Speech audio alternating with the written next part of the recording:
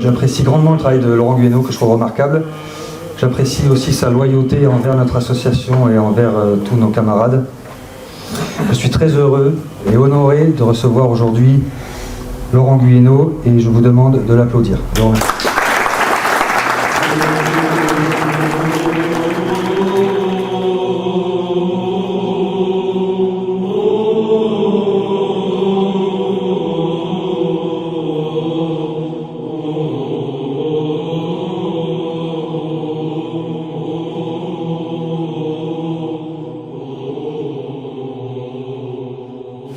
Merci beaucoup Vincent. Donc aujourd'hui je vais vous parler du révisionnisme byzantin. Ce que je dois dire d'abord, c'est que je ne suis pas un spécialiste de Byzance. Je n'ai pas un doctorat sur Constantinople, l'Empire byzantin. J'ai un doctorat en études médiévales, donc ça c'est ma base, on va dire, de médiéviste. Constantinople, c'est un sujet qui m'intrigue au départ depuis, je ne sais pas, peut-être 5 ans, 6 ans. Et puis de plus en plus, qui me passionne, qui m'intéresse, parce que ça pose des questions qui débordent le Moyen-Âge. Ça m'a aidé à voir un petit peu des choses sur ce qui se passe maintenant en termes de mouvement de civilisation. Et ça a modifié, ça a bouleversé ma vision du Moyen-Âge que j'avais en tant que médiéviste, on va dire doctorant médiéviste, pas spécialement porté sur Byzance. Et donc le sujet me paraît intéressant. Et en fait, dans ma recherche, on va dire depuis maintenant pas si longtemps que ça, depuis 20, même pas 15 ans on va dire, il y a 3 pôles dans ma recherche un peu. Donc il y a le Moyen-Âge qui reste pour moi un truc qui me passionne, donc de temps en temps je le laisse de côté mais j'y reviens. Il y a évidemment l'histoire, la politique profonde, l'État profond, etc. avec Kennedy, la Lune, le 11 septembre, ça m'a beaucoup occupé. Mais finalement, et puis il y a la grosse question, the big question, qui est au centre de mon livre du yavisme au sionisme. Et donc entre ces 3 sujets d'intérêt, finalement, je découvre que ils s'éclairent mutuellement un petit peu, quoi. Donc là, je suis content de vous parler du byzantinisme, parce que ayant fait quand même le tour un peu j'estime quand même suffisamment informé, je vais essayer de partager avec vous ce que j'ai appris. Alors, quand on dit révisionnisme byzantin, en fait, c'est parce que quelqu'un m'a traité de révisionniste byzantin sur un article, ça m'a intrigué, je n'avais pas pensé à cette notion, puis finalement la notion m'a plu, donc je me suis dit, tiens, ouais, le révisionnisme byzantin, finalement, c'est mon truc.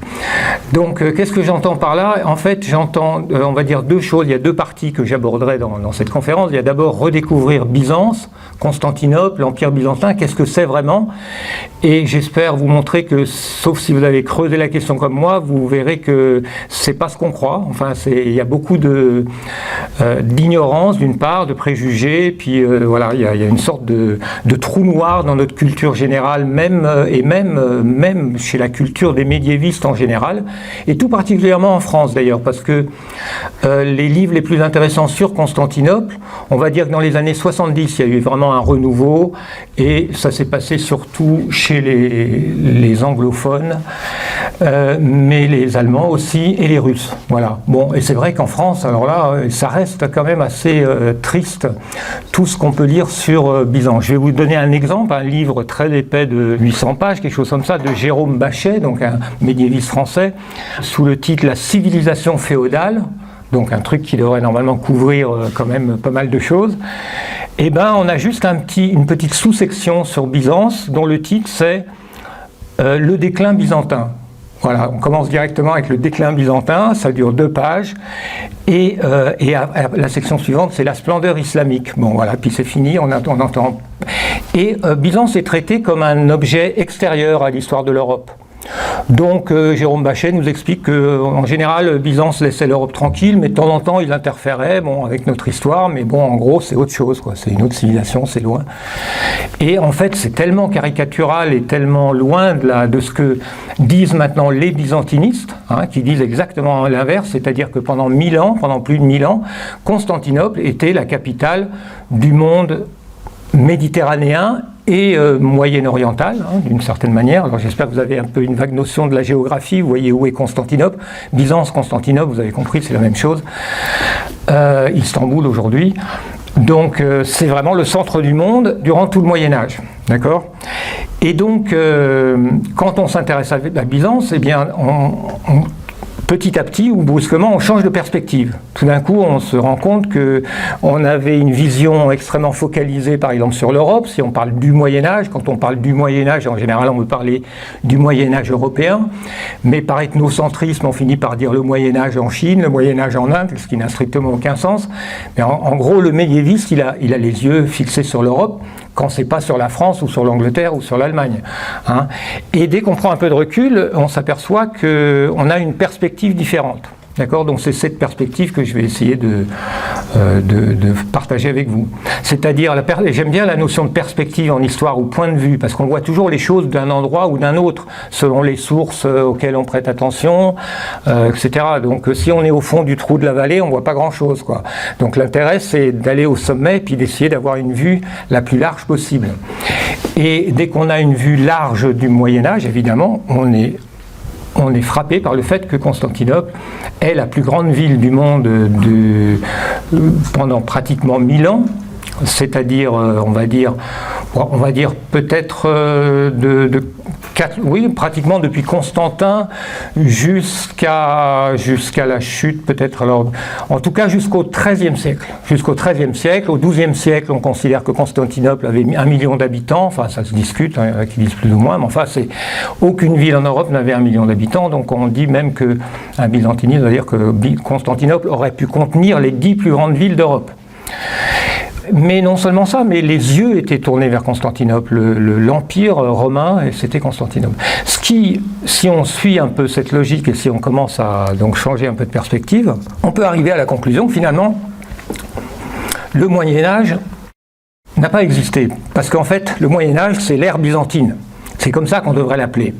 Entre Constantin et au moins, on va dire, le XIIIe ou XIVe siècle, c'est l'ère byzantine. Byzance, c'est le centre du monde. Et voilà. Donc le fait même parce que Byzance, c'est très délimité. On sait quand ça commence, on sait quand ça finit. Le Moyen-Âge, personne ne sait exactement quand ça commence, quand ça finit. C'est une notion très floue. Vous voyez ? Donc c'est une notion très élastique où on met un peu ce qu'on veut. Donc c'est l'ère byzantine en fait. Hein. Donc, et par boutade un peu, on peut aller encore plus loin et dire qu'au fond, l'Antiquité elle-même n'a pas existé, ou plutôt elle s'est terminée en 1453. Parce que la chute de l'Empire romain, c'est 1453. Vous voyez ? Donc il y a 1000 ans, parce que Byzance, c'est l'Empire romain. Hein, d'accord ? Alors je vais expliquer dans quelle mesure il est romain, voilà, mais c'est l'Empire romain. Pour tous les Européens, Byzance, c'est l'Empire romain. Alors il y a une compétition qui s'installe avec un autre empire romain, l'Empire romain germanique. Je ne vais pas pouvoir rentrer dans tous les détails de l'histoire, mais et puis je vais faire quelques digressions, mais je vais essayer de garder quand même l'ordre que je me suis donné. Mais en gros, la raison pour laquelle l'Empire germanique s'appelle l'Empire romain germanique, c'est pour damer le pion à l'Empire de Byzance. C'est-à-dire il y a une compétition qui s'installe. C'est pas tellement par souvenir lointain de ce qu'était l'Empire romain d'Occident, c'est plus par rivalité mimétique, on va dire, avec l'Empire romain tel qu'il existait à l'époque, c'est-à-dire Constantinople. D'accord ? Voilà ce que je dis en introduction, et puis donc je vais faire 2 parties. Je vais essayer d'expliquer un peu ce que c'est que Constantinople, quels sont les choses importantes à bien comprendre. Et puis après, révisionnisme byzantin, c'est aussi revoir l'histoire, donc pas simplement redécouvrir Byzance, mais changer de perspective sur ce qui s'est passé. Donc sur la relation entre l'Occident et l'Orient, entre Rome et Constantinople. Et là aussi, le révisionnisme est nécessaire. Parce qu'il y a un véritable un malentendu très profond dans notre vision à nous de l'histoire. Que ce soit nous en tant que médiévistes ou en tant que personnes moyennement cultivées ou peu importe, il y a quelque chose qui est foncièrement trompeur dans notre vision de l'histoire.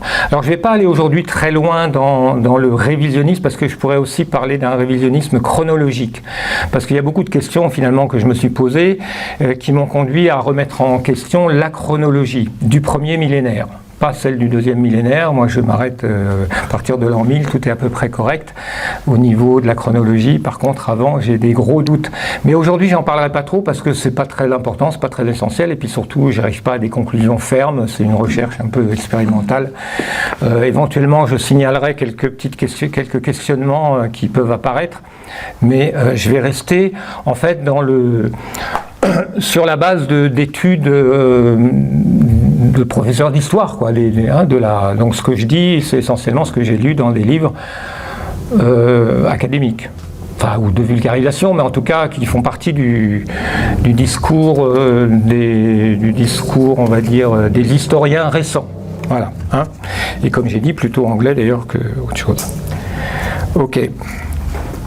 Oui, donc juste encore un petit point sur cette idée de qu'est-ce que l'Empire byzantin. Bon, si vous avez, disons, une vision traditionnelle classique, vous pensez que l'Empire byzantin, c'est cette espèce d'empire romain qui traîne là, qui met du temps à décliner, qui n'arrête pas de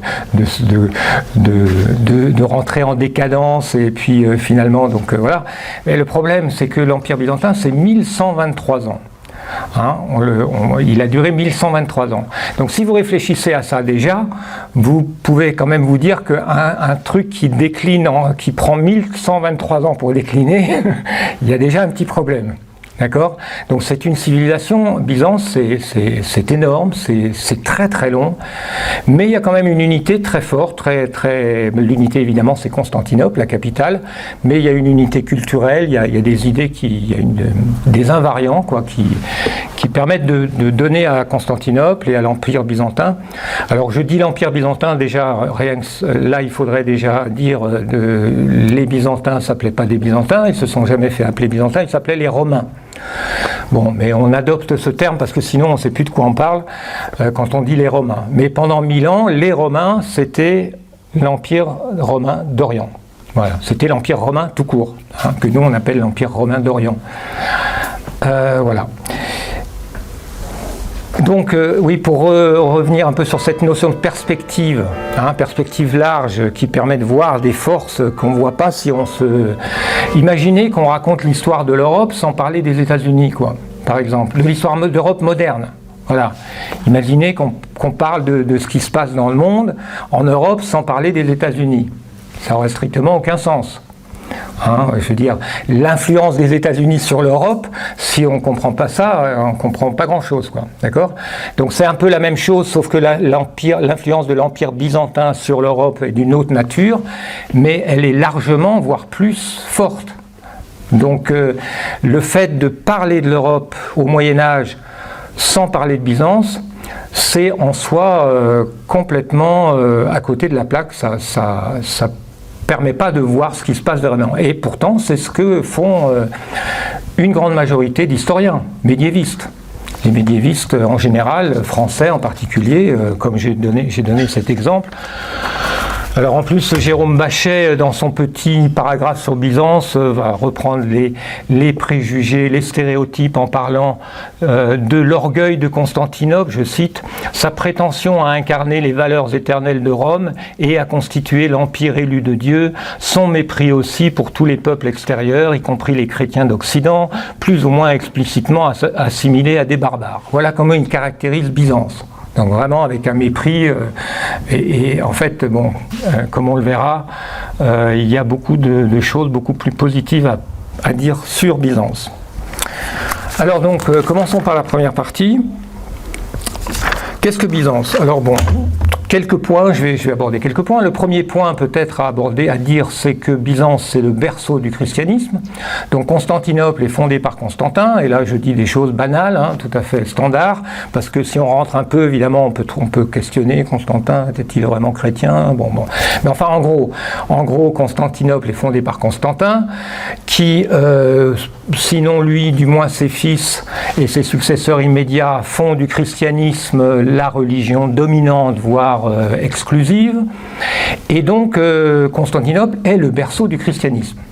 Sans parler évidemment de Jérusalem qui appartient quand même à l'ère d'influence de Constantinople et non pas à l'ère d'influence de Rome depuis bien longtemps et qui est le lieu de naissance du Christ. Mais essentiellement, on va dire, pour comprendre ce que je veux dire par Constantinople et le berceau du christianisme, il suffit de savoir que les 7 ou 8 premiers conciles œcuméniques ont tous eu lieu soit à Constantinople, soit dans le voisinage immédiat de Constantinople. Le concile de Nicée, le concile de Constantinople, le concile d'Éphèse, après il y a le concile de Chalcédoine qui est juste de l'autre côté de... Donc tout le développement du christianisme en tant qu'église structurée se fait à Constantinople. Il n'y a pas un seul pape qui est allé à ces conciles. Le pape a envoyé des légats, mais il n'y avait pas d'évêque de Rome à ces conciles.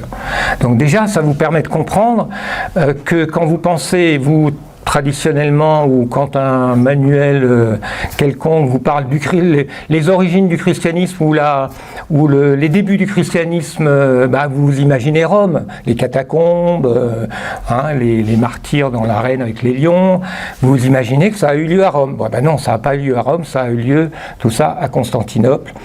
On va dire que le christianisme s'est implanté à Rome pratiquement peu de temps, ou un siècle, voire peut-être un siècle et demi avant que Rome s'effondre. C'est-à-dire que l'histoire du christianisme à Rome, c'est très petit, quoi.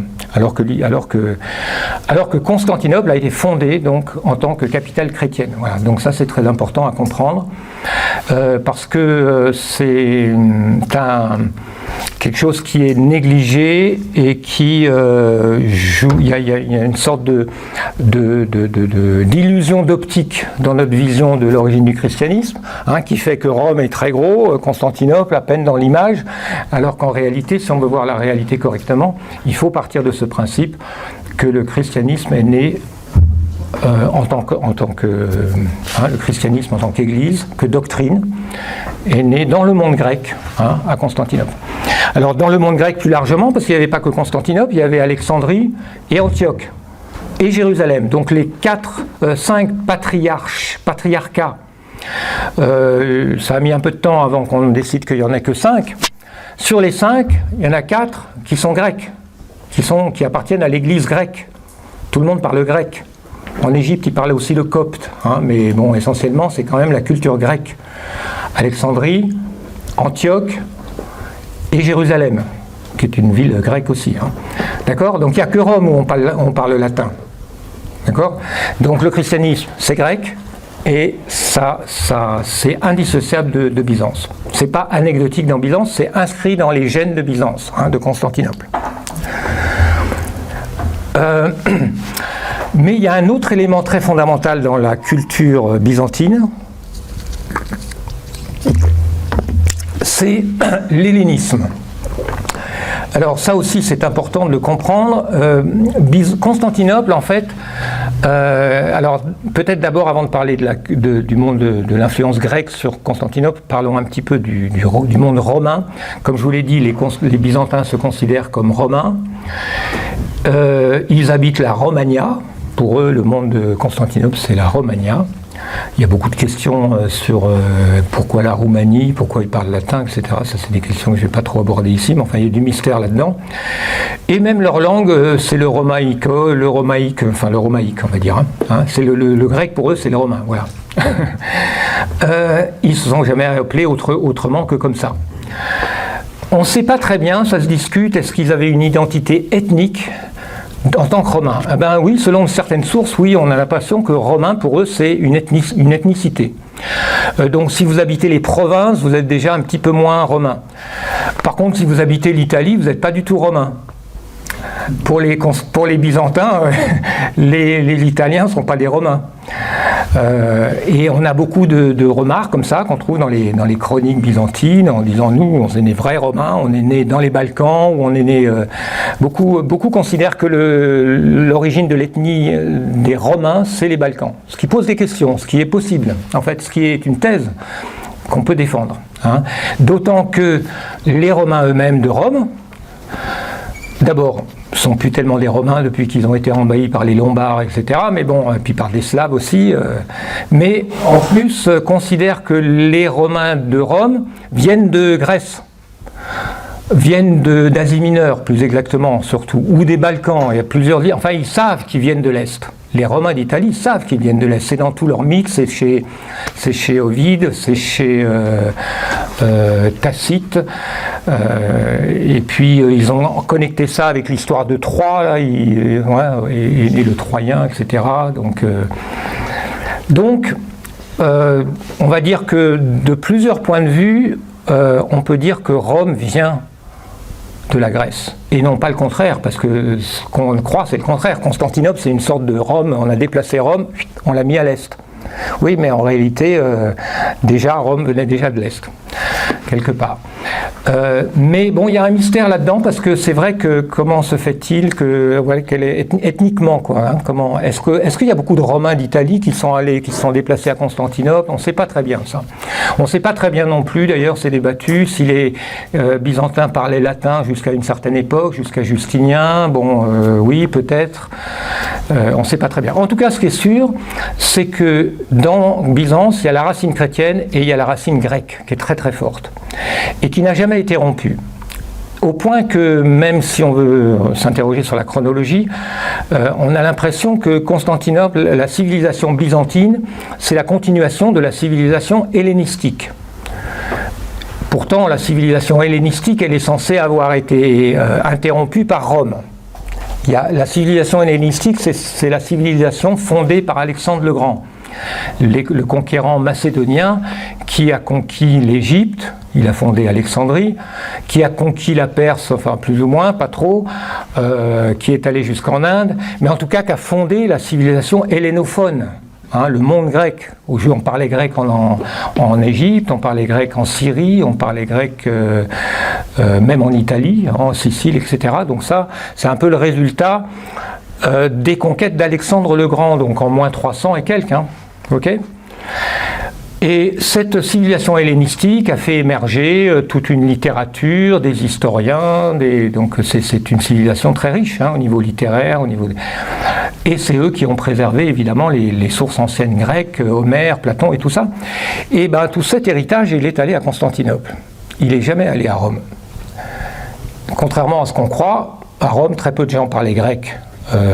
Par exemple sous Charlemagne, personne parlait grec quasiment, et les gens ne connaissaient pas ni Platon, ni Aristote, ni aucun auteur de la littérature grecque ancienne. Tout ça est venu à Rome très tardivement. Peut-être à partir du XIIe siècle. Bon, évidemment, il y avait des érudits qui avaient voyagé, qui avaient ramené des trucs. Je dis pas, évidemment, il y avait des exceptions. Il y avait des gens qui étaient capables de traduire du grec en latin, mais c'était très rare. Et donc, on s'accorde aujourd'hui à penser que la culture, que le grec et la philosophie grecque et la culture grecque est venue à Rome entre le XIIIe et le XIVe siècle, voire plus tard, voire le XVe siècle, avec par exemple un certain guémiste Pléton, qui est le premier à avoir apporté en Italie des manuscrits de Platon, que tout le monde a découvert. On dit qu'Homère a été découvert aussi au XIIIe siècle en Europe, c'est-à-dire ce sont des savants byzantins qui ont amené la culture grecque en Europe occidentale. D'une manière générale, on peut dire que jusqu'à la toute fin de l'Empire byzantin, le niveau culturel à Byzance était très très supérieur, le niveau d'éducation très très supérieur à ce qu'il était en Europe. C'est d'ailleurs pour ça qu'à Byzance, ces deux racines, l'hellénisme et le christianisme, s'équilibrent, parce que toute l'élite intellectuelle, employés dans le palais impérial pour tenir les chroniques, pour faire la politique, pour, vous voyez, toute la bureaucratie, les hauts fonctionnaires de l'Empire ont été éduqués non pas à lire la Bible, mais à lire les classiques grecs.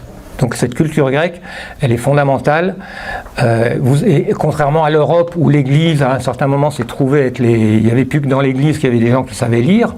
Donc c'est l'Église qui a créé le droit, on va dire, en Europe, le droit canonique. Avant le droit canonique élaboré par les papes, il n'y avait pas vraiment de droit, le droit romain, tiens, ça c'est encore un autre mystère, le droit romain qui est censé être quand même, on pense que les Romains ont inventé le droit, ouais, mais bizarrement, les Européens l'ont découvert au XIIIe siècle, quand on a ramené le code de Justinien en Europe. Donc vous voyez, il y a des questions qui sont tellement... qui remettent en question en tout cas le schéma classique. Vous voyez, en Europe occidentale, ce qui est très particulier à l'Europe occidentale, c'est qu'à un certain moment, il n'y avait plus que l'Église, où il y avait des gens capables de lire et de compter, et puis de tenir une administration, une bureaucratie, une fiscalité, etc. Donc l'Église est devenue en quelque sorte toute puissante et a façonné entièrement la culture européenne. Ce n'est pas du tout le cas à Byzance, où il y a ce fond hellénistique qui reste très fort. Homère est étudié, c'est la base à l'école primaire, on va dire. À l'école primaire, enfin les études, on commence par Homère, et puis etc. Voyez. Et donc, il n'y a jamais eu ce conflit qu'on a connu en Europe de l'Ouest entre les deux cultures, la culture chrétienne qui considère la culture païenne comme satanique, ça n'existe pas. Alors ça existe un peu, c'est-à-dire qu'il y a évidemment des théologiens qui disent ouais, bon, les philosophes d'accord mais pas trop, mais globalement il y a quand même un équilibre très intéressant. Et Byzance en fait est un peu quelque chose qui fonctionne toujours par un équilibre un peu instable entre plusieurs choses. Donc je vous ai parlé de cet équilibre. Il y a aussi un équilibre dans Byzance toujours un peu instable dans l'histoire de Byzance. De temps en temps, Byzance est plus tourné vers l'Occident, de temps en temps, Byzance est plus tourné vers l'Orient. Et c'est intéressant, d'ailleurs, c'est une des raisons. Une des choses qui m'a intéressé dans Byzance, c'est les ressemblances que je trouve avec la Russie d'aujourd'hui. C'est-à-dire qu'il y a des sortes d'invariants. Là, la Russie étant l'héritière de Byzance, il y a des trucs, on a l'impression que c'est vraiment c'est la même pièce qui est en train d'être jouée. Parce que la Russie a un peu hérité de ce rôle de pôle entre l'Orient et l'Occident. Et de temps en temps, elle essaye de se tourner vers l'Europe. Et puis quand l'Europe ne veut pas d'eux, ils se tournent vers l'Orient. Ben, il y a eu la même chose à l'époque de Byzance. Donc c'est à la fois romain et asiatique, très influencé par la Perse, mais aussi évidemment par l'islam à un certain moment, parce que, un mot sur l'islam aussi, donc quand on étudie, si on veut avoir une vision un peu longue de l'histoire de Constantinople et de l'Empire byzantin, on a la fondation, Constantin, et puis il y a des dynasties qui se suivent, et puis il y a un moment la dynastie de Justinien qui arrive avant les invasions arabes. Et Justinien reprend du terrain sur les terres romaines perdues en Occident. Donc il reconstitue partiellement l'Empire romain dans sa globalité, sauf l'Espagne là-bas. Mais l'Italie appartient à Byzance, l'Italie du Sud en tout cas, la Sicile, la Grèce entièrement, hein, les Balkans, d'accord, l'Égypte, bon, ils le tiennent plus ou moins, mais enfin voilà. On a une période de Justinien. Justinien, si vous connaissez un nom d'empereur byzantin, vous connaissez sûrement Justinien. Il a laissé des mosaïques, enfin on a son portrait en mosaïque à Ravenne. Ravenne qui est une ville byzantine, hein, sur l'Adriatique, en Italie aujourd'hui, mais c'est une ville byzantine. Donc voilà, dans ces périodes de force, on va dire que Byzance est assez expansionniste, a une idéologie assez universaliste. Justinien a le globe dans sa main, donc revendique l'universalité du christianisme. Mais parfois, il y a des moments de contraction où Byzance est assiégée, agressée à l'est, à l'ouest, un peu partout, se rétracte un peu dans une idéologie plus nationaliste, patriotique, où le romain devient un peuple. Et donc on a un peu ces mouvements-là. Mais vers l'an 1000, on est dans une période... Alors donc après Justinien, peu après, il y a les invasions arabes, donc là qui changent complètement la donne, et je vais expliquer un peu comment ça se passe. Donc là, il y a une période de contraction, de lutte contre les musulmans, et puis après contre les francs, on y reviendra. Mais il y a une nouvelle période très glorieuse qui est sous la dynastie des Macédoniens, donc Basile Ier, Basile II, au début de l'an 1000, est vraiment le roi le plus prestigieux de toute l'Europe. Tout le monde veut épouser les filles ou les sœurs ou les nièces de Basile II. Vladimir le Grand épouse une sœur, je crois, de Basile II. Othon III qui d'ailleurs, dont l'empereur romain germanique, qui d'ailleurs est le fils d'une mère byzantine, épouse aussi, enfin ou veut épouser, mais il meurt peu avant. Donc si vous voulez, dans l'an 1000, qui est quand même le début du Moyen-Âge classique, je vais vous lire ce que dit un des byzantinistes actuels les plus en vue américains, qui s'appelle, enfin gréco-américain, on va dire, Anthony Caldelis, parce que cette phrase, je trouve, déjà est choquante. Enfin, choque notre image traditionnelle. Il dit: au tournant du premier millénaire, l'empire de la Nouvelle Rome, c'est-à-dire Byzance, était l'État le plus ancien et le plus dynamique du monde, et comprenait les parties les plus civilisées du monde chrétien. Ses frontières, longtemps défendues par les troupes frontalières indigènes, étaient en expansion grâce à l'armée la plus disciplinée et la plus avancée technologiquement de son temps. L'unité de la société byzantine était fondée sur l'égalité du droit romain et un sens profond d'une identité romaine commune et ancienne, cimentée par l'efficacité d'une bureaucratie complexe, nourrie et fortifiée par les institutions. Enfin bref, ce que ce byzantiniste Anthony Caldelis, qui est un jeune byzantiniste montant, vous voyez, ça existe aux États-Unis, en France. En France, il n'y a qu'un auteur qui est quand même, qui dit pas que des sottises sur Byzance, c'est Sylvain Guggenheim. C'est le seul auteur historien que j'ai trouvé actuel qui a écrit sur Byzance et voilà, mais bon. D'accord, donc voilà l'idée. Alors, dernier point pour vous donner un portrait de Byzance, puis après on va rentrer dans les relations tendues entre l'Orient et l'Occident.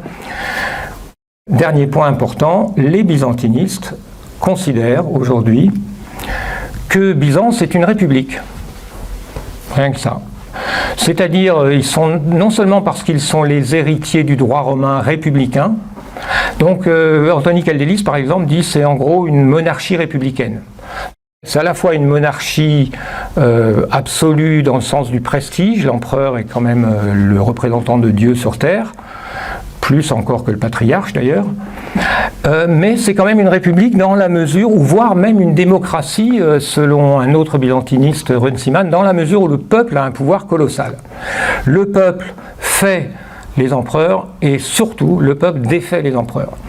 Alors le peuple fait les empereurs, pas toujours, parce que les empereurs, ils viennent par des révolutions de palais, des coups d'État, des généraux d'armée qui sont acclamés par leurs soldats, etc. Il y a plein de manières d'arriver à devenir empereur byzantin. Mais déjà, la plupart des empereurs byzantins ne viennent pas de familles nobles, donc il n'y a pas de noblesse héréditaire à Constantinople. Je ne sais pas si vous imaginez le décalage par rapport à la féodalité occidentale de la même époque, où tout fonctionne sur la base d'une noblesse héréditaire. Ça n'existe pas à Constantinople. Il y a des grandes familles, évidemment, qui se construisent et qui essayent de transmettre, évidemment, leur héritage, mais il y a plein d'empereurs qui viennent du monde paysan ou des militaires, et il n'y a pas de noblesse d'État, c'est-à-dire que les rênes du pouvoir sont confiés, c'est une sorte de méritocratie. C'est-à-dire il y a des gens qui montent, puis qui deviennent bons, et puis qui sont employés, qui ont la culture. Il faut avoir la culture et puis les compétences. Donc ça, c'est très différent. Il n'y a pas de noblesse héréditaire. Hein. C'est quand même c'est assez étonnant. Et donc, ce qui fait que c'est une république, avec ces deux pôles de l'empereur et du patriarche de Constantinople. Le patriarche de Constantinople se considère, ne remet pas en question l'égalité du statut des 5 patriarches, mais enfin, il est quand même il se considère un peu comme le garant, le protecteur de la chrétienté grecque. Il a aussi une certaine influence, mais très nettement inférieure à celle de l'empereur.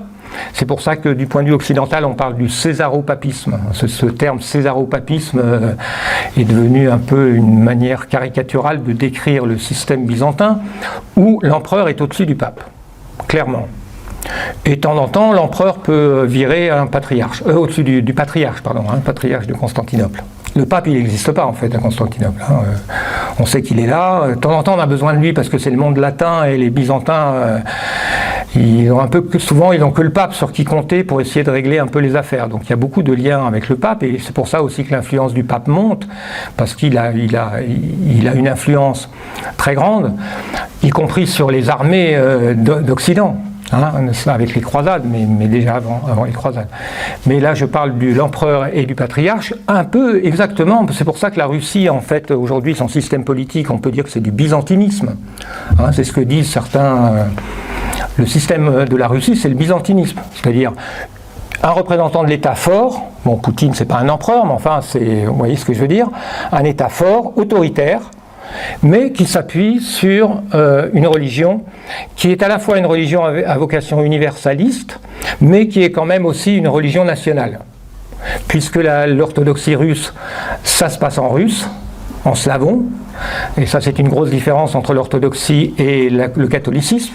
L'orthodoxie n'a jamais cherché à imposer sa langue, une langue sacrée, et pourtant elle avait plus de raisons de le faire, puisque le grec est quand même la langue du Nouveau Testament, alors que le latin n'a aucun rapport avec le Nouveau Testament, mais les papes ont voulu faire du latin la langue imposée et interdire, on a des sources, des bulles qui sont passées là-dessus, interdire aux églises locales de faire leur messe dans leur langue, enfin, ouais. Vous voyez ? Bon, ça, il n'y a pas ça, donc c'est pour ça que l'orthodoxie, ça c'est un point capital à comprendre, a une dimension, en tout cas est plus propice à développer un sens patriotique, à jouer un rôle de patriotisme en Russie en particulier.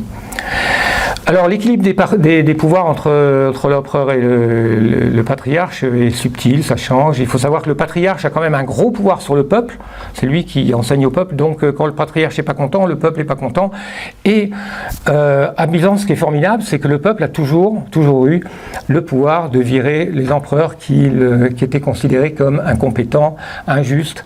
Et ça, c'est la grande force de Rome, de Constantinople, et ça me fait penser par comparaison avec ce qui se passe chez nous, parce que l'arène du peuple à Constantinople, c'est l'hippodrome. Si vous regardez, vous avez des reconstitutions de Constantinople, vous voyez l'hippodrome, c'est vraiment un truc géant au milieu, parce que c'est dédié surtout aux courses de chevaux, mais cette arène, cet hippodrome est adossé au palais impérial. C'est-à-dire que l'empereur, il va directement de son palais à sa loge impériale dans l'hippodrome. Et il y va souvent, il y va toujours même, et donc soit il est hué, soit il est acclamé, et puis de temps en temps il s'adresse à la foule, et de temps en temps la foule s'empare de lui et le tue, carrément. C'est arrivé. En tout cas, le peuple, d'abord, est très politisé à Constantinople. Hein, les byzantinistes disent que la politique, ça les passionne, ça les intéresse. Donc, ils savent très bien qui est l'empereur, ce que fait l'empereur, sa politique fiscale, sa politique étrangère. Les gens sont éduqués et politisés. Et donc, voilà. Alors, je me dis, tiens, au fond, finalement, la démocratie, parce qu'on ne peut pas vraiment contrôler qui arrive au pouvoir. Les gens arrivent au pouvoir, on ne sait pas trop comment. Hein, d'accord, il y a plein de manières d'arriver au pouvoir. Mais si au moins on peut avoir une société dans laquelle, quand le peuple est vraiment pas content d'un pouvoir, eh ben, il se débarrasse de son dirigeant, ça, c'est pas mal, quoi. Donc, de ce point de vue-là, Byzance est assez intéressant. Ouais, il faut que je fasse attention à ce que je dis, mais enfin, on pense à Macron hué au Stade de France, bon, il serait peut-être pas ressorti entier.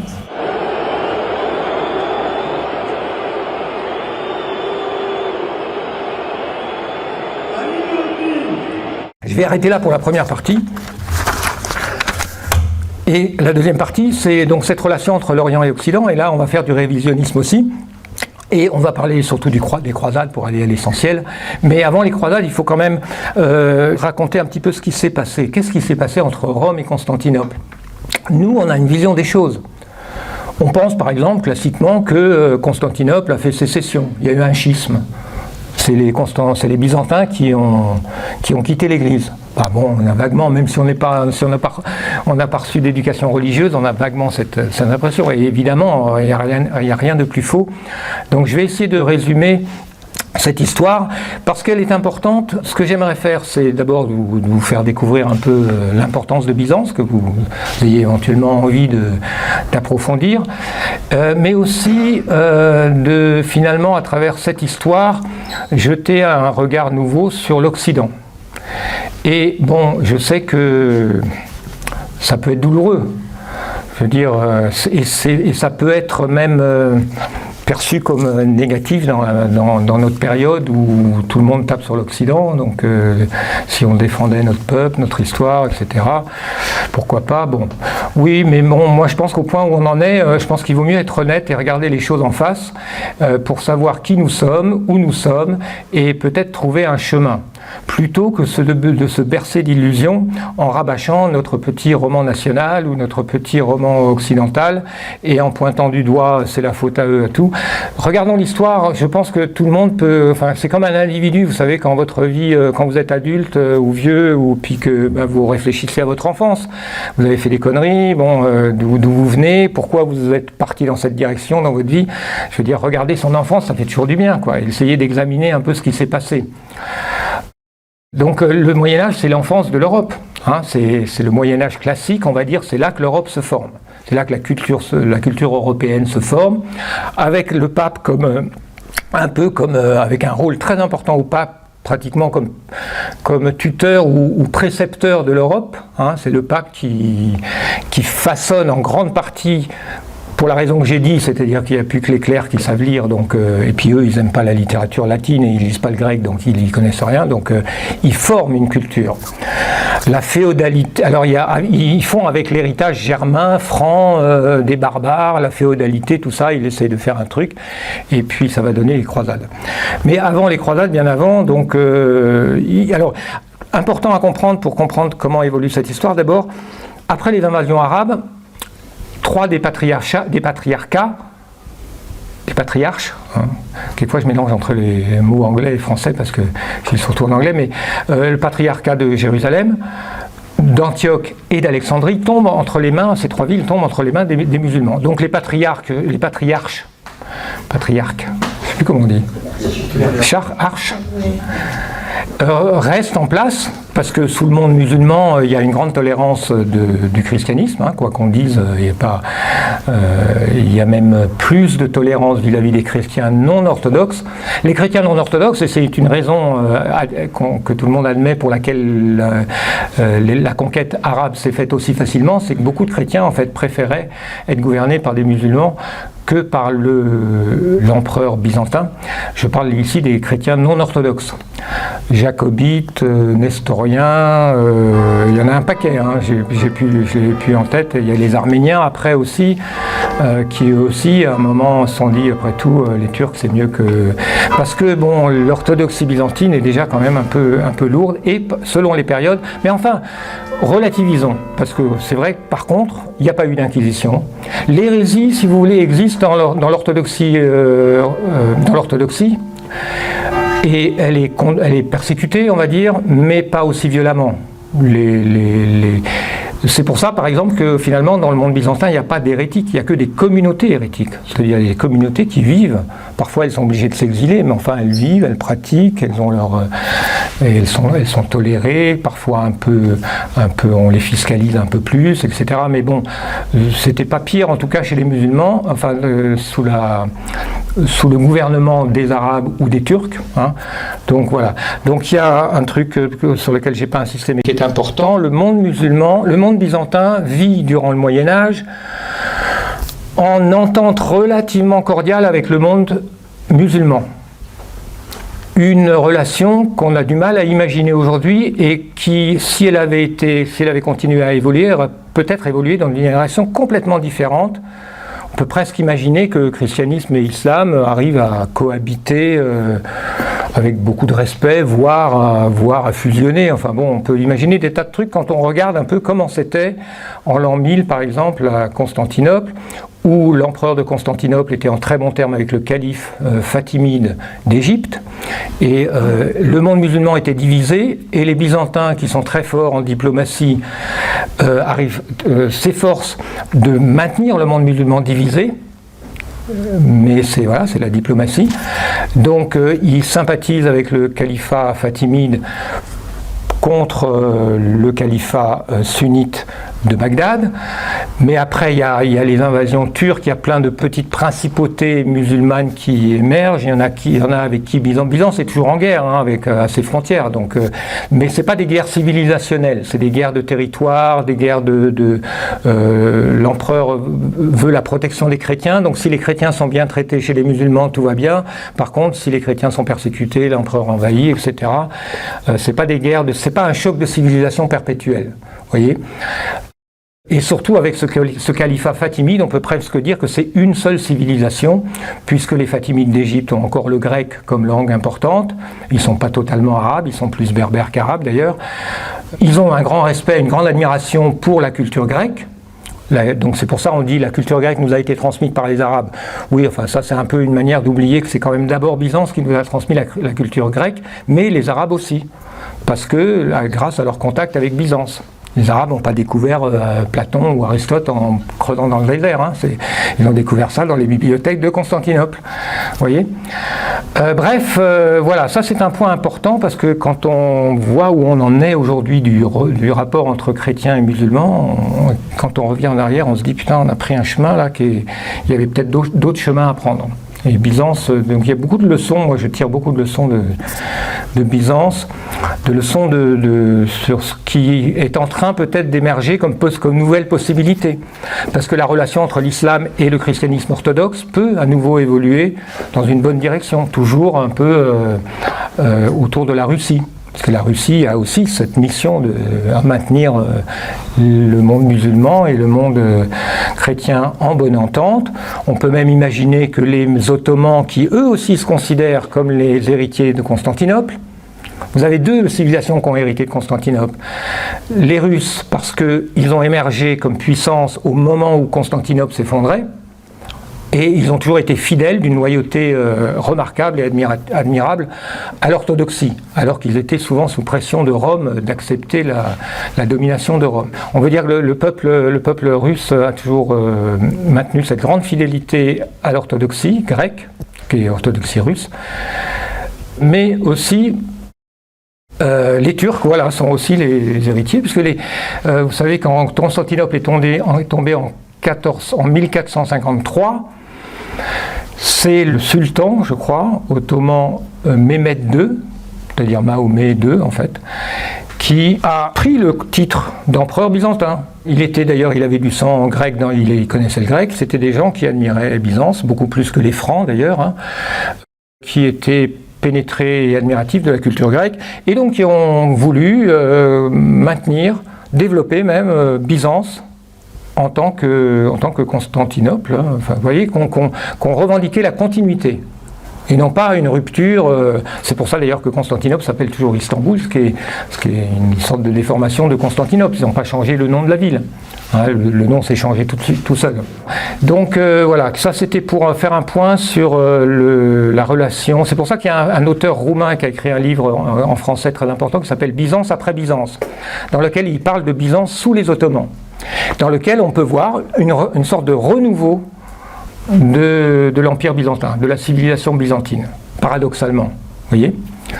Alors bon, à relativiser quand même, mais tous les Byzantins n'étaient pas contents d'être... Enfin, on entendait dire en 1453 que beaucoup de Byzantins se disaient plutôt le turban turc que la tiare romaine. Hein, c'est-à-dire qu'il y avait à cette époque une haine des Francs très profonde et justifiée par ce que je vais vous raconter rapidement. Les croisades. Bon. Alors les croisades, j'ai pas le temps de rentrer dans les détails, mais il y a un très bon livre, L'histoire des croisades par Stephen Runciman, un Anglais, qui est un excellent, qui est même le byzantinisme. Alors il est mort là ce livre il l'a écrit en 1950. Mais je vous le conseille, il est en 2 tomes. Bon, si vous voulez vraiment bosser un peu sur les croisades, c'est le bon bouquin, je trouve. Enfin, c'est un peu gros. Hein. Donc là, je ne peux pas rentrer dans tous les détails. Ce que je pense important de dire, c'est que, j'étais parti pour dire ça d'ailleurs avant, c'est que donc, après les invasions arabes, il n'y a plus que 2 patriarches vraiment influents. Il y a Constantinople et Rome. Voilà, donc c'est le début de cette relation tendue entre Constantinople et Rome. Les autres, ils sont plus ou moins loyaux à Constantinople, mais ils n'ont plus d'influence véritablement mondiale, puisqu'ils sont sous domination musulmane. On arrive à Charlemagne qui profite alors l'histoire est curieuse et bizarre et on ne sait pas trop quoi en faire parce qu'elle est racontée, enfin en tout cas, Charlemagne se déclare empereur romain. Bon, ce qui n'a pas plu évidemment aux Byzantins. Parce que pour eux, l'empereur romain, il est à Constantinople. Donc là, on a le début d'une relation de conflit, mais qui reste encore au niveau des églises, il n'y a pas de problème. Ça, c'est de la géopolitique, ça, c'est de la diplomatie un peu hard, mais bon, c'est pas encore un schisme. Par contre, c'est ce qu'on appelle la réforme grégorienne, qui, du point de vue des historiens, constitue vraiment la naissance du catholicisme tel qu'on l'imagine. Réforme grégorienne, c'est un changement très profond dans le mode de fonctionnement de la papauté. Les papes, c'est Grégoire VII qui a donné son nom à la réforme grégorienne, est un pape déterminé à faire de la papauté, du pape, le chef de la chrétienté mondiale. Voilà, noir sur blanc, c'est dans le programme, c'est justifié par le Saint-Pierre, là, etc. Bon, c'est justifié de manière... parce que ce sont des légistes, ces papes. Pendant pratiquement 400 ans, 200 ans, les papes qui siègent à Rome, enfin quand ils ne se font pas virer de Rome, parce que souvent le peuple de Rome les vire, mais en général ce sont des légistes. Donc il y a une tendance qui prend le dessus dans la chrétienté occidentale, qui est une tendance judiciaire, qui va se faire sentir dans la manière de concevoir le salut. Le salut, c'est une question de rachat, terme juridique, par des... il y a une comptabilité du péché, il y a une manière de concevoir la relation à Dieu sous forme juridique qui est très étrangère et qui s'éloigne de l'esprit du christianisme oriental, où, et ça c'est une des critiques principales des orthodoxes contre les catholiques, les orthodoxes ont tendance à insister, oulala, on ne sait pas ce qui se passe dans l'autre monde, hein, on n'est pas là on ne sait pas, le purgatoire, on n'en sait rien, l'enfer éternel, ça m'étonnerait parce que Dieu est bon et il ne croit pas trop. Donc il y a une réticence chez les orthodoxes à admettre cette manière de décider, tu as fait tel péché, tu dois telle pénitence, ou alors tel prix à l'église, et puis ça t'évitera 3 ans et demi de purgatoire, etc. Cette manière de fonctionner qui devient très, très importante en Occident à partir de la réforme grégorienne, est étrangère à l'orthodoxie. Bon, et ben du coup, c'est vrai que la réforme grégorienne mène directement aux croisades, parce que les croisades, si on veut se focaliser sur 2 aspects principaux, parce qu'évidemment il y a plein de choses à dire, on peut dire déjà que c'est une sorte de nouvelle religion, les croisades. C'est une nouvelle voie de salut. Urbain II, en 1095, fait son fameux sermon à Clermont-Ferrand pour appeler à la croisade, et il promet à tous ceux qui prendront la croix et qui couseront leur croix sur l'épaule, hein, pas là, plutôt sur l'épaule, la rémission totale de leurs péchés, une place au paradis. Tous ceux qui partent en croisade, le pape, en vertu de l'autorité que Dieu lui a donnée, vous nettoie, vous êtes blanc, et voilà, à condition que vous partiez là-bas tuer quelques infidèles ou être tué par les infidèles. Cette notion, je ne la caricature pas, hein, vraiment là, je ne caricature pas, parce que ces papes légistes ont fait évoluer, alors au début c'est un sermon de Urbain, on ne sait pas exactement s'il a dit ça ou pas, mais en tout cas c'est ce qu'on lui a fait dire, et c'est ce qu'on dit après les papes, pour lancer la 2e croisade, et la 3e, et la 4e, etc. D'accord ? Donc ça c'est une voie de salut nouvelle. Moi j'insiste sur ce point parce que on a tendance à dire que les croisades, oui mais ça c'est le prétexte, les gens allaient en croisade pour s'enrichir, pour piller l'Orient, etc. C'est pas tout à fait vrai, les médiévistes aujourd'hui ont tendance à penser non, les gens y croyaient vraiment. Vous savez, la caste féodale, ils aiment la guerre. Bon, si on leur dit que la guerre va t'accorder le salut, ils sont contents, quoi. Je veux dire, ils vont pas chercher à réfléchir plus que ça, donc ils partent. Pour beaucoup, la croisade était un sacrifice. Hein. Fallait qu'ils vendent leur château, fallait que ça coûtait très cher hein, pour un chevalier d'aller en croisade. Donc c'était pas juste pour se tailler un territoire là-bas. Si on épluche les sources, enfin en tout cas les médiévistes disent non, c'est vraiment une voie de salut qui a été offerte à la caste des guerriers qui ont été super contents, quoi. Donc ils sont partis en croisade. Et la première croisade a réussi, donc c'est devenu une épopée. Le récit de la première croisade qui a reconquis Jérusalem est devenu, on peut dire, l'équivalent de la guerre de Troie pour les Grecs, quoi. Au Moyen-Âge, les récits innombrables de la première croisade, en vers, en prose, en latin, en français, dans toutes les langues, avec des miracles, des reliques magiques, tout ce que vous voulez, c'était un récit qui a boosté, enfin qui a été profondément influent dans la mentalité occidentale. Les croisades, aujourd'hui, tous les spécialistes reconnaissent les croisades, donc vraiment, c'est ça qui a formé l'Europe. Je veux dire, c'était tellement essentiel dans la mentalité, dans l'identité, c'est devenu tellement essentiel dans l'identité européenne, c'est ça qui a donné l'image des rois qui se font la guerre entre eux, qui partent ensemble, etc. Ça, au niveau image, au niveau propagande, et puis en plus on est donc 12e, 13e siècle, on est à un moment où on écrit beaucoup, donc c'est vraiment, on peut dire, les premières propagandes de manière massive. Dans les monastères, ça écrit, ça diffuse des sermons, etc. La croisade est devenue pendant au moins 200 ans une sorte d'obsession pour l'Occident. Parce que les croisades, strictement parlant, première 1095, et on dit que ça finit en 1291 avec la prise d'Acre, c'est-à-dire qui met un terme aux croisades parce qu'il n'y a même plus un port pour accoster en Syrie, donc on arrête tout. Et donc pendant ces 200 ans, il n'y a pas 9 croisades, en réalité il y en a une trentaine, parce qu'on en compte 9, mais il y a des expéditions sans arrêt. Sans arrêt, il y a des gens qui se croisent et qui partent, et toujours avec la bénédiction du pape. Et ça dure encore bien après, puisque des bulles de croisade, c'est-à-dire des bulles dans lesquelles le pape prêche une croisade, c'est-à-dire déclare une guerre sainte avec indulgence, ce qu'on appelle les indulgences, c'est-à-dire le pardon de vos péchés. Vous partez donc jusqu'au 15e, 16e siècle.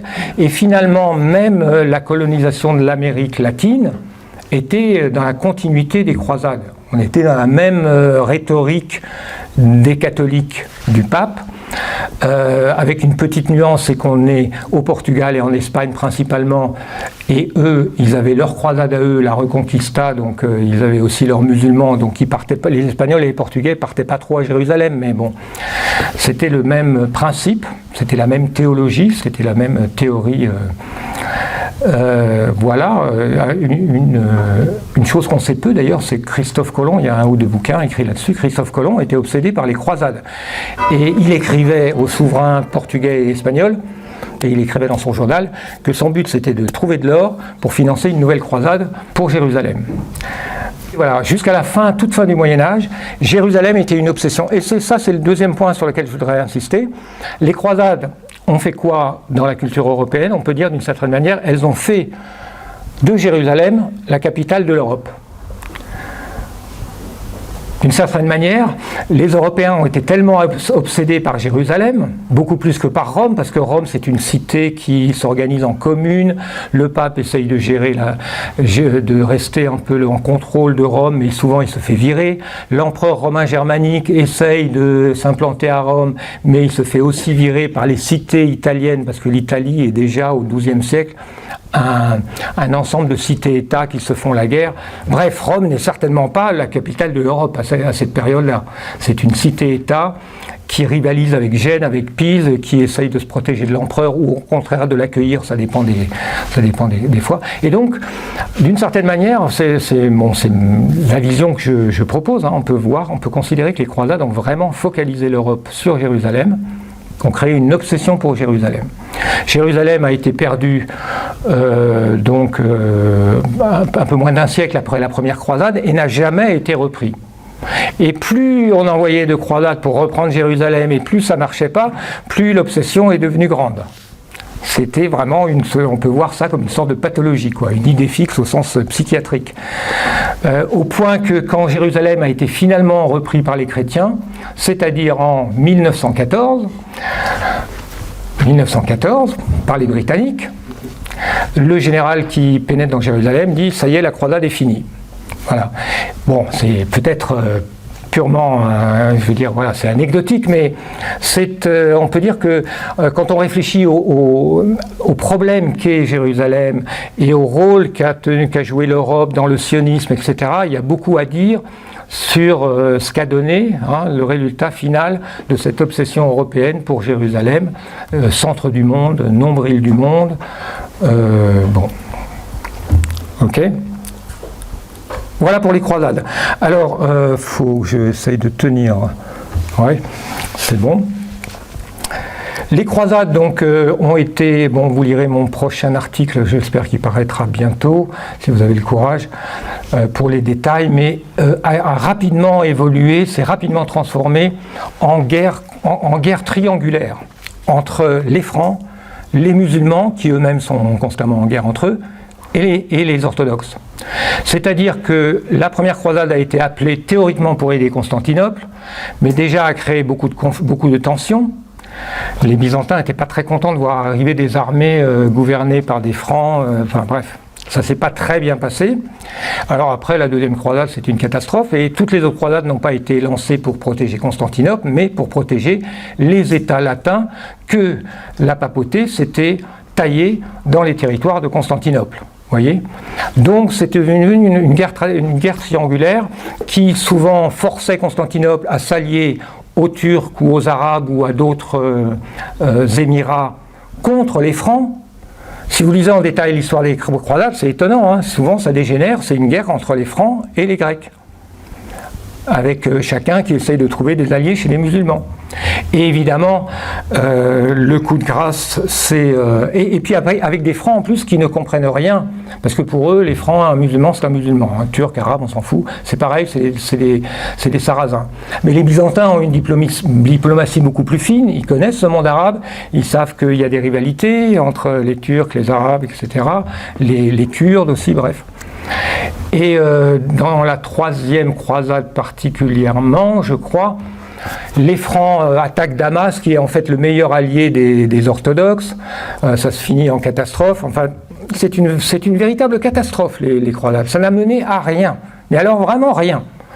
Il y a un médiéviste qui dit le seul bon résultat des croisades, c'est les abricots. Parce que bon, c'est vrai qu'ils ont ramené quelques petites choses, mais bon, enfin, je veux dire, ça n'a strictement rien donné de positif. Ça a radicalisé l'islam, ça a permis d'unifier l'islam, s'est réunifié contre les Francs.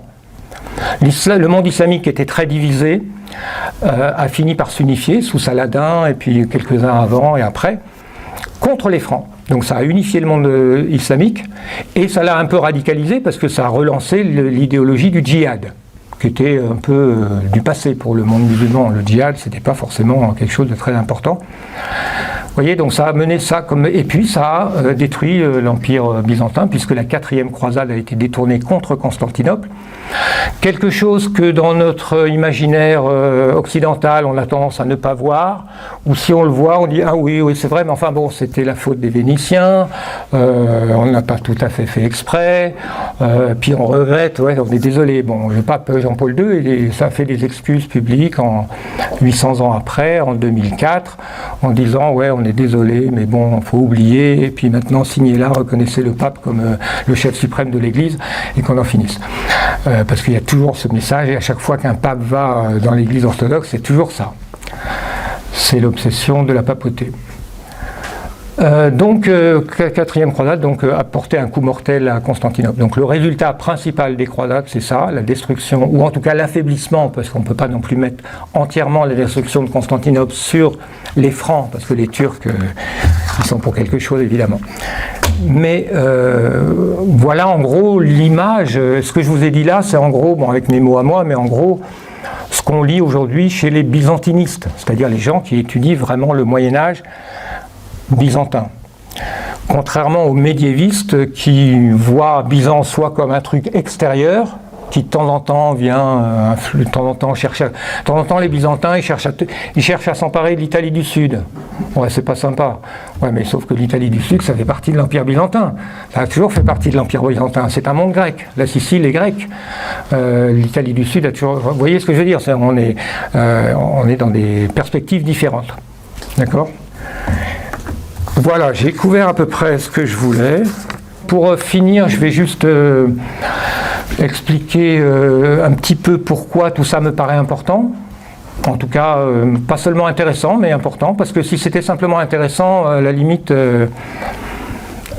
sachant que ça peut froisser, sachant que ça peut être perçu comme une attaque contre le roman national, donc une attaque contre l'identité européenne, française, tout ça, malgré tout, je le fais quand même parce que je pense que c'est important. D'ailleurs, la France est aux premières loges de cette histoire, hein, puisque les croisades, d'une certaine manière, sont une entreprise française, en tout cas franque. Les croisés, on les appelle les francs en Orient. On les a toujours appelés, peu importe qu'ils viennent de Provence, on les appelle les francs. Et le français de Languedoc du Nord est la langue du royaume de Jérusalem qu'ont installé les latins. Alors on les appelle, pour les orientaux, c'est les latins ou les francs, c'est la même chose. C'est les latins parce qu'ils dépendent de l'église latine, ou c'est les francs parce que c'est les barbares francs en quelque sorte. Pour certains érudits de Constantinople, les croisades c'était la dernière invasion barbare, hein, en quelque sorte. C'était des barbares qui continuaient ce qu'ils savaient faire, c'est-à-dire des guerres de prédation comme ils avaient fait quelques siècles plus tôt.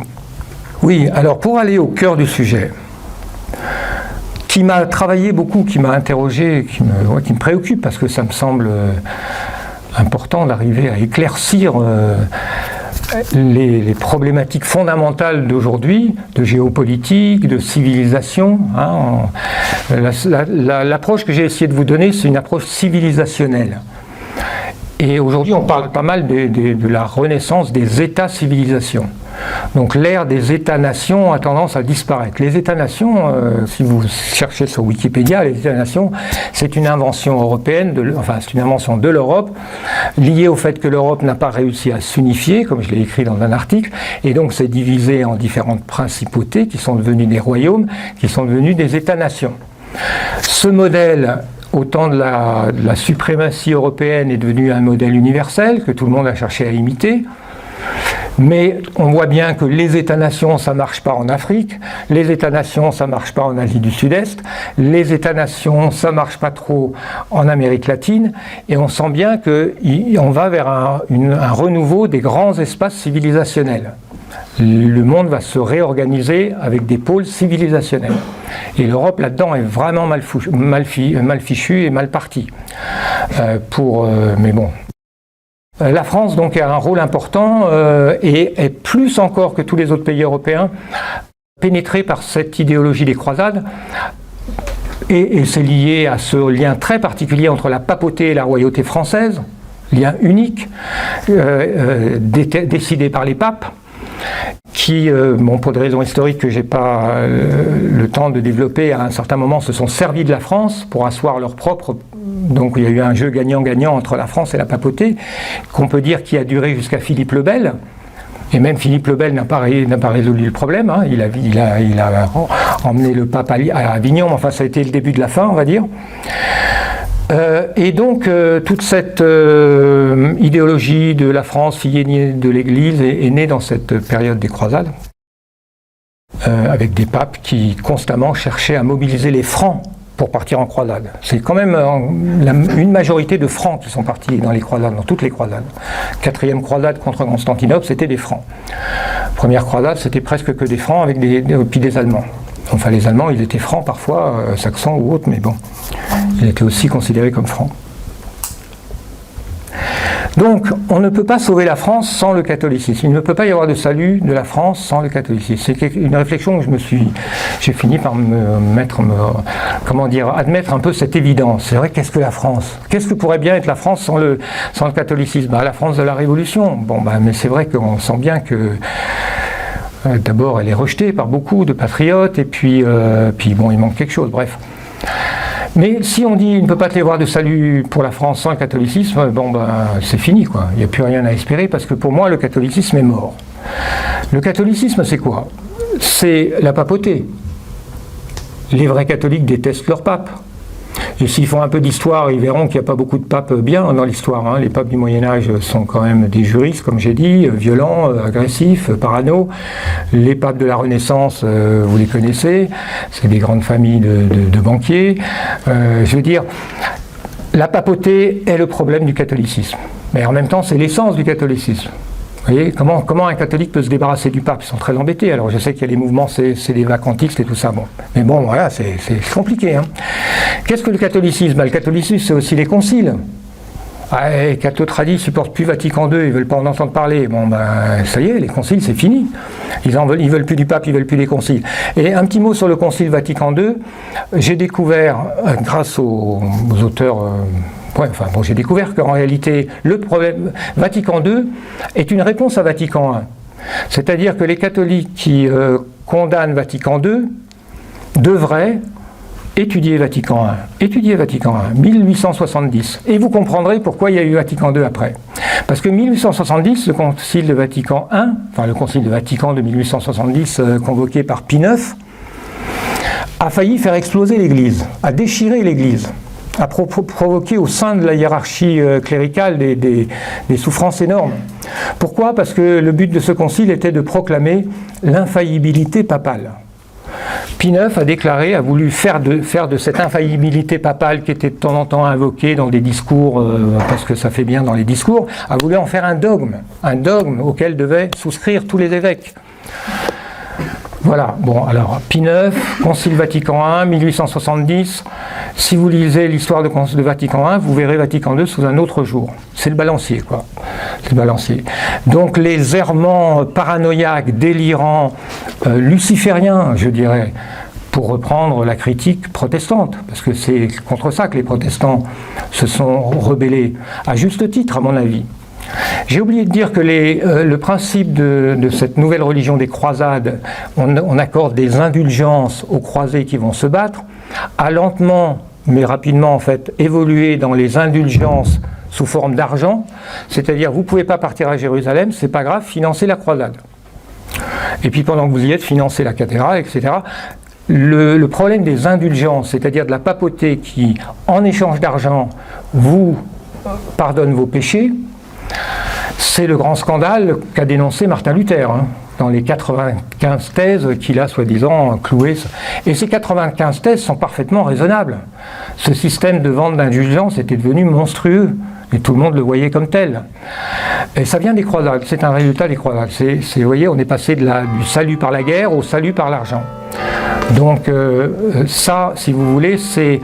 Et de concile en concile, tout ça n'a jamais été remis en question, et finalement on arrive à Vatican I, le pape est infaillible, sa parole est infaillible. Ce qui est la négation même des principes fondateurs du christianisme que défend l'orthodoxie, qui est la conciliarité, c'est-à-dire l'Église, il y a une hiérarchie, certes, mais d'abord il y a 5 patriarches qui ont une position égale, avec, bon, si le pape insiste, on va lui dire d'accord, une primauté d'honneur, mais pas du tout de primauté de droit, de pouvoir, quel qu'il soit. Donc l'Église a été fondée sur ce principe assez merveilleux, assez admirable et qui a fonctionné longtemps. L'Esprit Saint ne vient aider les chrétiens à décider de la doctrine qu'en concile. L'idée qu'un homme puisse être branché directement sur l'Esprit Saint et puis que sa parole est infaillible est insupportable aux orthodoxes, vous imaginez, comme elle est insupportable aux protestants, évidemment. Dans l'orthodoxie, puis je vais donner, alors ça c'est un sujet sur lequel je ne suis pas d'abord très compétent, je ne suis pas théologien, mais juste pour vous donner peut-être quand même une idée de ce que j'ai retenu, des différences majeures entre l'orthodoxie et le catholicisme. Et c'est important parce qu'en fait là où je veux en venir, c'est que, ok, s'il n'y a pas de salut possible pour la France sans le catholicisme, on est perdu, à moins que le catholicisme rejoigne l'orthodoxie. D'une manière ou d'une autre, qui n'est pas à moi de décider, mais qui est certainement sans le pape.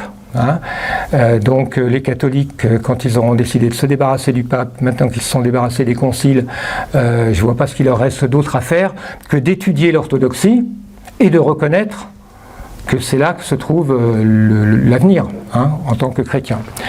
Moi, je ne parle pas spécialement en tant que chrétien, bien que, après tout, enfin, je veux dire, on va dire chrétien hétérodoxe. Moi, je suis un petit peu, voilà. Mais bon, je donne des conseils aux chrétiens, comme ça, ils en font ce qu'ils veulent. Aux catholiques. Alors, l'orthodoxie, si on écoute ce que disent les orthodoxes, de ce qu'est l'orthodoxie par rapport aux catholiques, ce que je vous dis là, c'est pas moi qui le pense, c'est ce que répètent les orthodoxes. L'Église catholique a trahi la conciliarité, la collégialité et cet esprit de famille qui fait qu'on décide ensemble. Okay, ils ont trahi ça. Ils ont trahi à la réforme grégorienne, qui est vraiment la réforme grégorienne, si vous voulez, du point de vue d'un byzantinisme, c'est les catholiques qui se déclarent, qui tapent un grand coup sur la table et qui disent « c'est moi le chef ». Et les orthodoxes très surpris. Et c'est le schisme, si vous voulez. Le schisme, c'est ça. C'est la papauté qui décide tout d'un coup qu'ils sont les chefs. Voyez. A détruit donc cette période réforme grégorienne, des papes de Grégoire VII, etc., qui sont des juristes, comme j'ai dit, détruit l'unité des croyants. La réforme grégorienne, on peut voir ça aussi comme un sorte de coup d'État monastique, parce que c'est eux qui imposent à cette époque le célibat.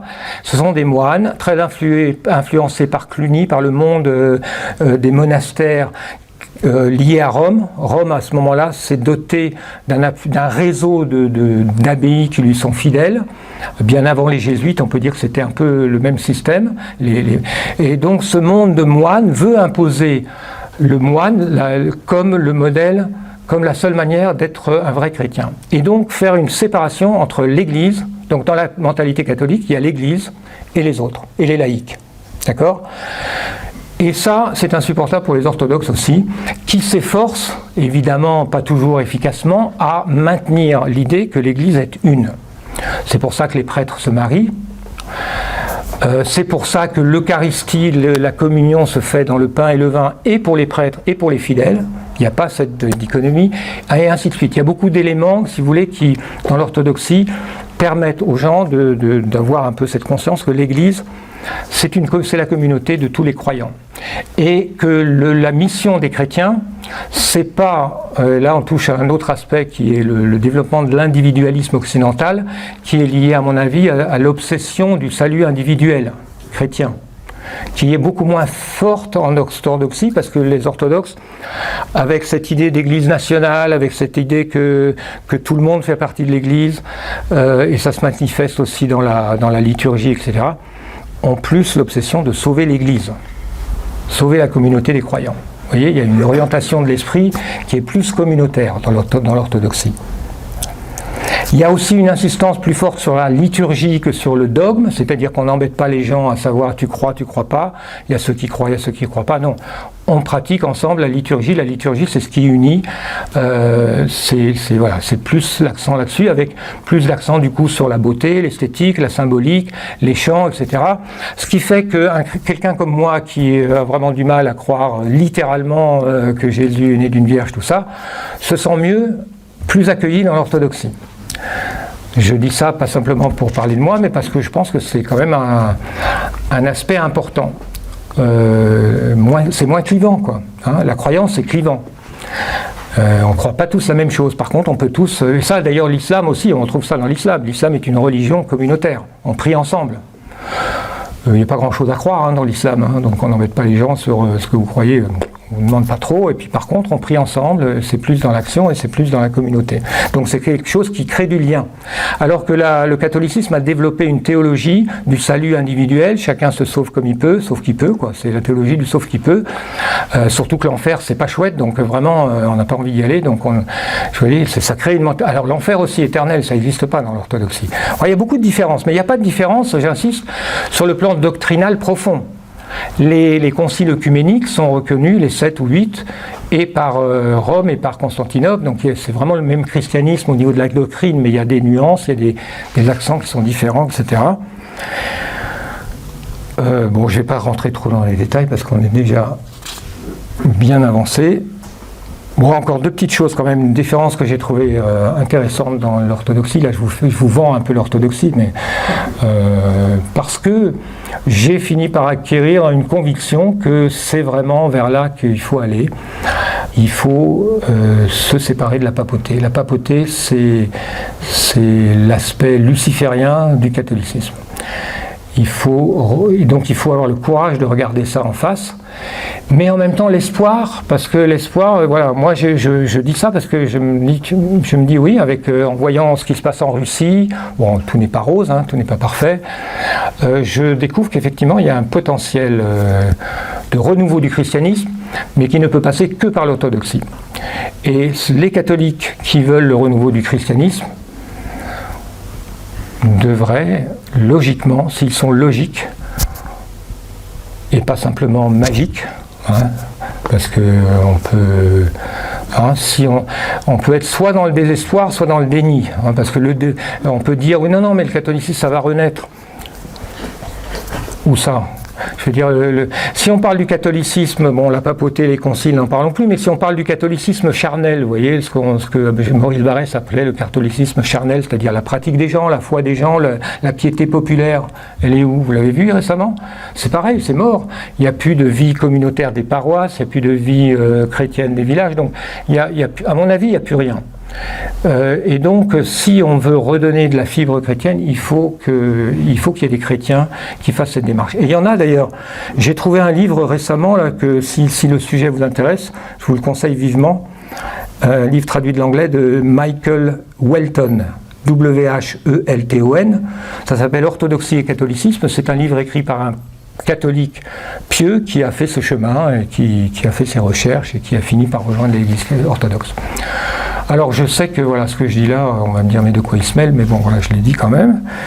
Et puis bon, je vais arrêter là parce qu'il y aura d'autres choses à dire, mais je crois que j'ai couvert à peu près l'essentiel de ce que je voulais dire. Donc je vais m'arrêter là.